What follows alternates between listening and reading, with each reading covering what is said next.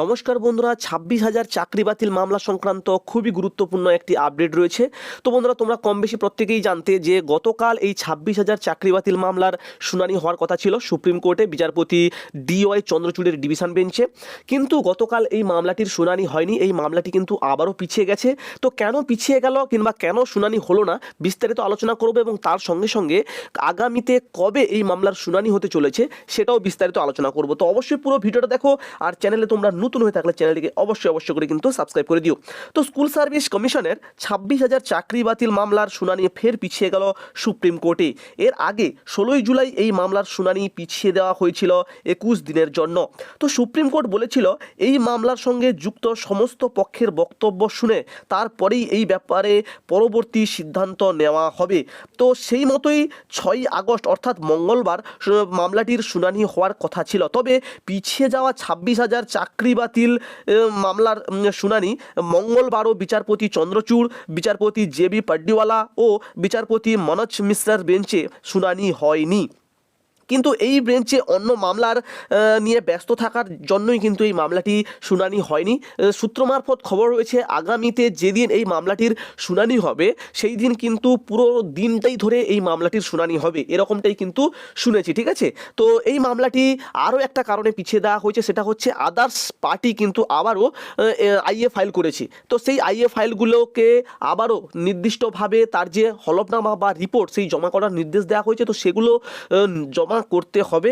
আগামী 13 তারিখ এই মামলার পরবর্তী শুনানি হওয়ার কথা রয়েছে। হ্যাঁ বন্ধুরা, আগামী 13ই আগস্ট একটা সম্ভাবনা ডেট রয়েছে এই মামলাটির শুনানি হওয়ার জন্য। তো কি কি কারণে পিছিয়ে গেছে তোমরা আশা করি বুঝতে পারলে।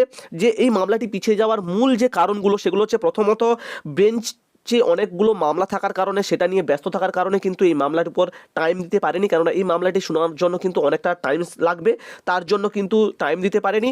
দ্বিতীয়ত অনেকেই কিন্তু আবার IA ফাইল করেছে, সেগুলোর রিপোর্ট জমা করার জন্য নির্দেশ দেওয়া হয়েছে। এই দুটো কারণের জন্য মোটামুটি কিন্তু সময় দিতে পারেনি, বা এই দুটো কারণের জন্য কিন্তু এই মামলাটি পিছিয়ে গেছে। আর আগামী 13ই আগস্ট এই মামলাটির পরবর্তী শুনানি হওয়ার একটা বড়সড় চান্স কিন্তু রয়েছে।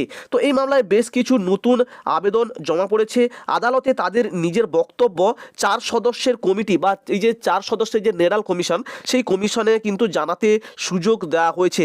তো সোমবারের মধ্যে নিজেদের বক্তব্য কমিটিকে জানাতে হবে, এরকমটাই কিন্তু জানানো হয়েছে। তো SSC নিয়োগ দুর্নীতিতে প্রায় 26,000 চাকরি বাতিল করেছে কলকাতা হাইকোর্ট। সেই রায়কে চ্যালেঞ্জ করেই কিন্তু সুপ্রিম কোর্টে মামলা দায়ের হয়। আর মামলায় 5 পক্ষকে তাদের বক্তব্য জমা দেওয়ার নির্দেশ দেওয়া হয়েছিল ইতিপূর্বেই। তারা কিন্তু তাদের যে নির্দেশিকা মতো যে রিপোর্টগুলো সেগুলো কিন্তু জমা করে দিয়েছে, এবং তার পেজ সংখ্যাটা শুনলে তোমরা হয়তো ঘাবড়ে যাবে। সেটা হচ্ছে 10,269 পেজ কিন্তু ওখানে রিপোর্ট আকারে জমা করা হয়েছে। তো বন্ধুরা, তোমরা বুঝতে পেরেছো। তো SSC প্রায় 26,000 চাকরি বাতিল মামলা চলছে সুপ্রিম কোর্টে। আদালত আগেই জানিয়েছিল 5 পক্ষের বক্তব্য শুনবে। তো এই 5 পক্ষ হলো রাজ্য, SSC, তারপর হচ্ছে তদন্তকারী সংস্থা, মূল মামলাকারী ও তাদের চাকরি বাতিল নিয়ে বিতর্ক শুরু হয়েছে তাদের। ঠিক আছে, অর্থাৎ যারা চাকরিটা থেকে বাদ পড়েছে তাদের।